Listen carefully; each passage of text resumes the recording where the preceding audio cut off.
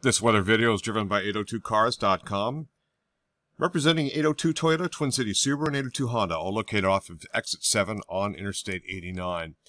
We're looking at a post shot of the severe thunderstorms that basically tracked off the eastern Adirondacks and then worked through the portions of Addison County into Washington County, a bit of Caledonia County. And we're going to zoom in on that. Now, there are thunderstorms that are going to be working in and sweeping across the rest of the southern four counties of Vermont, and they're in progress currently as we speak. Already a wind gust of around 50 miles per hour around Bennington. But also some damaging winds associated with a group of cells that worked in, and let's run this. This is, again, a history of how the storms worked in. This is the first batch of showers and a few lightning strikes in the middle of that. Nothing real major, fairly weak thunderstorm cells. And then a little bit of a lull as these kind of tracked out of the region. And then eventually, we got a little bit of sunshine boil up. Thunderstorm, kind of a weaker cell, hit the areas around Burlington, just a little bit to the north. And then watch this particular group of thunderstorm cells. This is part of the extension of the northernmost part of a line that is going to sweep through the southern part of Vermont. But it did a lot of damage roughly around Middlebury and into the Barre-Montpelier area and then into Caledonia County. This is our storm system here, and so what I'm going to do is I'm going to zoom in on this so you can see this really clearly. This is reporting some wind information, some damage. Again, this is how the storm developed. It came off the eastern Adirondacks. Typically when storms come off the eastern Adirondacks, they intensify as they head toward the Champlain Valley and the lower elevations. This one organized itself into a very strong cell. It was also producing about half-inch hail in the vicinity of Middlebury.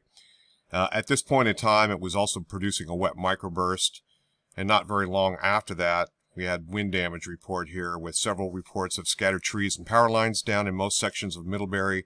The time of occurrence this is about 3:50 in the afternoon. And then this group of cells were moving pretty quickly out of the west-southwest, east-northeast bound, and moved into the Barre-Montpelier area. So we're back out and take a look at that. This is Barre, Montpelier, Plainfield, Northfield, and Marshfield also got hit. So what ends up happening is when we have a strong cell like this, it ends up giving a signature on the radar. It's what we know and call a bow echo. And this signature is from a downburst or downdraft or wet microburst, and it produces that flanking of wind that then sort of rearranges the cell structure into kind of a bow. And indeed, this is what's going on here. You can see that bow kind of with the orange DBZs here, and the red DBZs are the strongest, heaviest precipitation amounts, and it's just maybe some suspended hail back over here, about a little over a quarter of an inch. Needless to say, this is coming into the Mad River Valley now with this bow, producing damaging winds. The bow is starting to lose a little bit of its structure, but it has what we could call bookend vortice, and then kind of this particular setup here, almost like a comma, and it produced some wind damage here.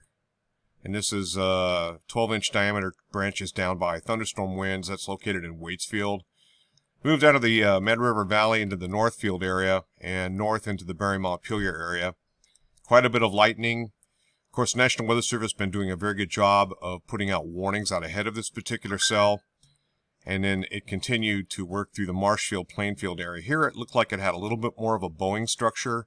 So another report of wind. Numerous reports of power outages from the Barre through Marshfield area beginning at about 4:20 through about 4:45 p.m. And this is how we track these signatures on radar. Again, hail suspended about almost a little bit over a quarter of an inch.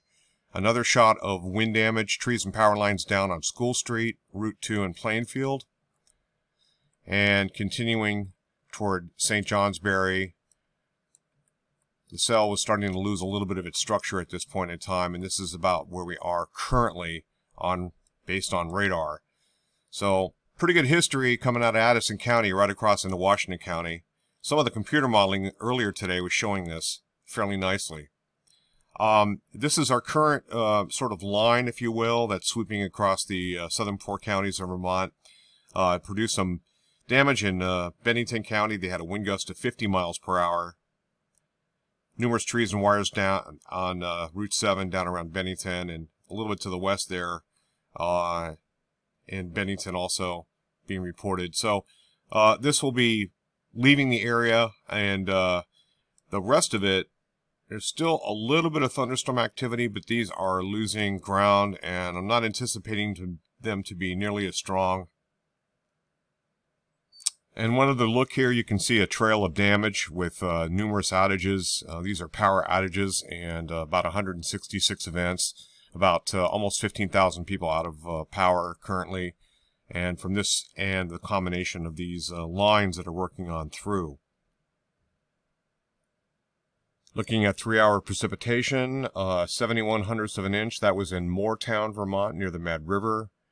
Another report in the southern side of Worcester, 49/100ths of an inch. Back over here in parts of Bennington, Windsor County, Shrewsbury reports in with 56/100ths of an inch, and even half-inch at Wallingford, and so on and so forth. Roger Hill, Wuthering Heights, thanks for watching.